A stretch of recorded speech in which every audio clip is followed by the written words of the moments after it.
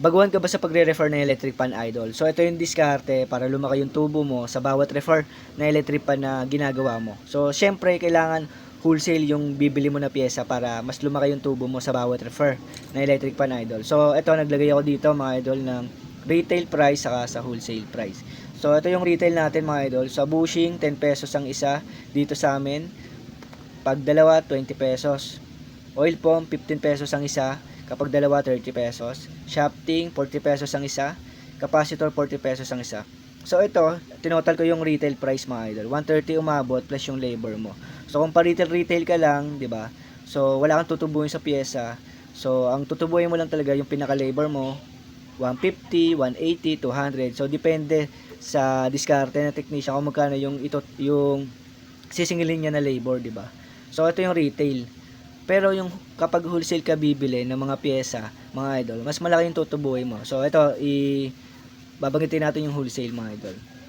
So kapag wholesale, 1.8 pesos ang isa, bushing. So kapag dalawa, 3.6. So napakalaki ng diferensya, di ba idol? Ayan o.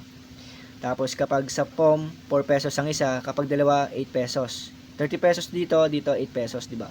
So shafting, 40 pesos retail, wholesale 12 pesos. Capacitor 40 pesos, tapos sa wholesale 12 pesos lang. So ito tinotal ko yung wholesale mga idol, 35 pesos and 60 cents. Tapos ito, napakalaki ng diferensya, di ba idol? Dito sa retail total 130, tapos dito 35.6 lang.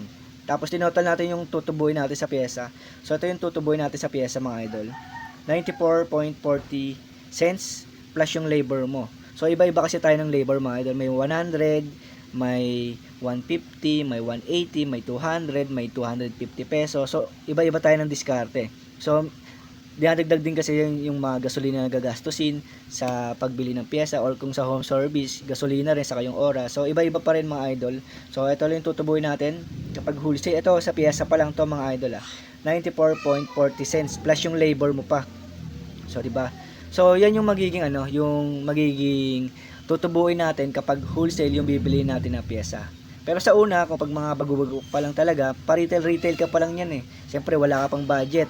So ito pa lang yung mabibili mo. So iba-iba yung yung presyo bawat lugar ng retail.